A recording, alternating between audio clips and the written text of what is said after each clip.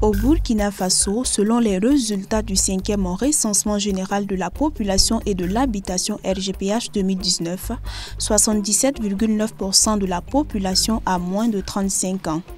Cette configuration démographique constitue un important atout pour le développement à condition que les jeunes soient formés et soient intégrés dans le marché du travail. Malheureusement, l'absence d'un environnement propice à la création d'emplois rend difficile l'accès des jeunes, notamment des filles et des femmes, à des formations techniques et professionnelles répondant aux besoins du marché. C'est dans ce contexte que le consortium solidaire suisse Educo Aflatum International a initié le projet de promotion de l'accès des filles et des femmes à un système éducatif et de formation professionnelle de qualité Promesse FP pour la période 2021-2024. Ce projet, qui est financé par l'ambassade du Royaume des Pays-Bas au Burkina Faso, vise à améliorer les conditions de vie des filles et des femmes dans les régions du Sahel, du Nord, du Centre-Nord et de l'Est grâce à un meilleur accès au marché du travail et à des revenus décents. Il bénéficiera pour ce qui est de la formation professionnelle à 3100 jeunes filles et femmes. Le projet part du principe que l'atteinte des objectifs est conditionnée par un bon choix des bénéficiaires. Pour ce faire, des comités de sélection pluridisciplinaires régionaux sont mis en place. Dans le cadre de ce projet, dans un premier temps, il y a une présélection sur dossier qui se fait à notre niveau. Mais avant, en tout cas, on fait la part des choses entre les dossiers des PDI et les dossiers des autres, parce qu'il y a un certain pourcentage qui est de 35% qui est requis pour les PDI. Et ensuite, les filles présélectionnées, nous les convions à des entretiens, en tout cas oraux. Pour faciliter un choix éclairé de métier, le projet organise des forats qui regroupent les bénéficiaires, leurs parents ou conjoints et des professionnels des filières identifiées. Ces filières sont identifiées sur la base d'une étude sur les métiers porteurs et novateurs réalisés au préalable dans les régions d'intervention. Nous avons identifié un certain nombre de jeunes filles que nous devons former dans le cadre du projet. Et le forum, c'est l'occasion pour ces filles-là de rencontrer les professionnels de ces différents métiers, de pouvoir échanger avec eux, de découvrir les métiers et de pouvoir faire un choix éclairé par rapport au type de métier qu'elles voudraient exercer pour qu'on puisse les former dans ce sens.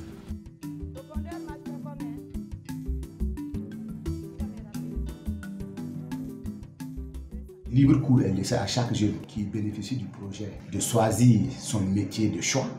Donc ça, c'est déjà un point. Et je pense qu'un jeune ne peut pas choisir un métier, en tout cas, dont il ne prouve pas un peu d'amour, de passion pour le projet. Et donc, du coup, ça fait que quand le jeune choisit le projet de lui-même, le jeune s'implique, le jeune s'y met pour effectivement les phases d'apprentissage. Américain na kinra to ya galam siaba tafsir wa bulma sima ham ton handa gulo siaba ndat nutu man zamzaga wiye yiem siaba de ala poko menga ma ham je ton ta ton ko bana menga ma ham zo em pam ke poko mbe wa zuno zo yibi saba e sino ndey lam batan zamza safan ma ro pek ne safande fu pek ne safande la pek ne safan tamitem hanta nan tum kanga nsam pam tabna nyama mam nan kien tuma tem mo pam nafa bewnyinga ya parabala mum nyawa formation wa mum sura no mum menga nan dinga yire bad mum menga ra tun yakam sai to be mum menga yakda meng moy yawata zams ba sukura hawa pam juno na ki tunda ko donc ba ti kente yu mai man be pore nan pore le wi digum pore yu ti a parla raw metza. Le projet développe une approche intégrée de formation professionnelle de courte durée à laquelle des modules d'éducation financière, entrepreneuriat et éthique sont intégrés pour permettre aux jeunes bénéficiaires de disposer non seulement de compétences théoriques et pratiques de métier, mais aussi de compétences de vie pour une meilleure insertion socio-professionnelle.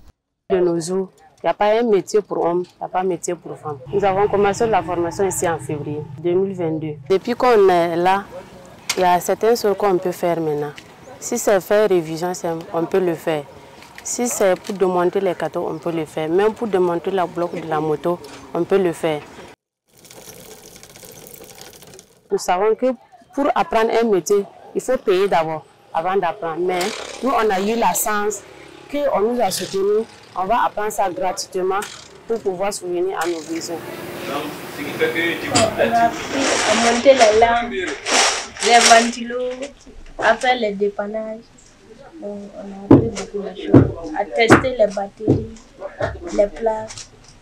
Après la formation, je compte continuer à améliorer encore ma connaissance. Donc, avec votre soutien et votre aide, là, nous pensons que nous allons aller de l'avant. J'ai reçu 4 jeunes femmes dans mon centre que je les forme. Côté matériel, en tout cas, il n'y a pas de problème. Quand elles sont arrivées, chacune a eu un métier à tisser pour commencer. Et puis qu'elles ont commencé, vous-même avez vu ce qu'elles ont fait durant les 1 mois, en tout cas, c'est très bien. Si elles vont continuer comme ça, je pense que ça va aller. Pendant la formation, j'ai appris beaucoup de choses. Tout ce qu'on fait avec les laits, là, on nous a appris ça. On fait les gapales, les yaourts même, les déguets. On a fait le fromage aussi.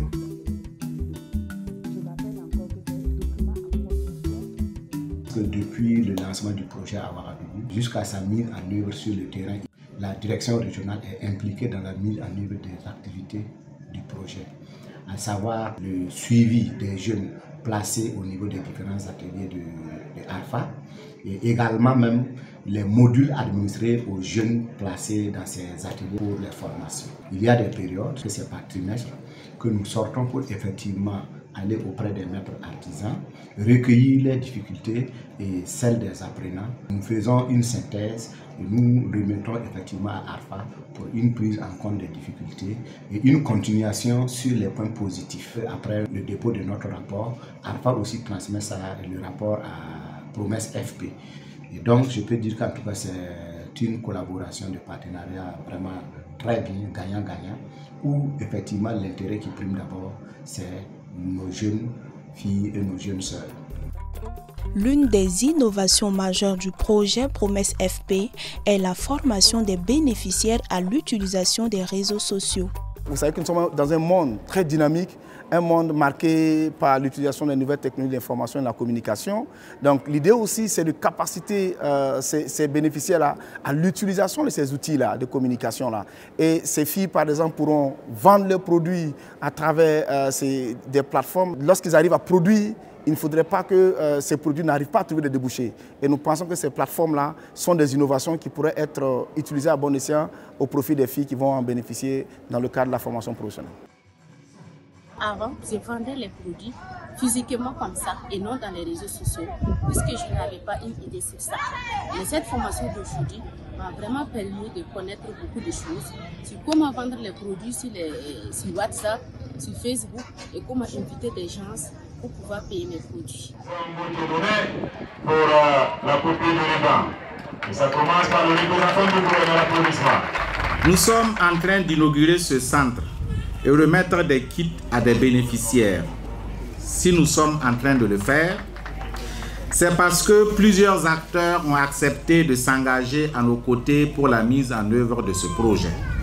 Nous accueillons cette infrastructure et l'ensemble des matériels qui l'accompagnent avec beaucoup de fierté parce que ça vient renforcer l'offre de formation professionnelle dans la région du centre-nord.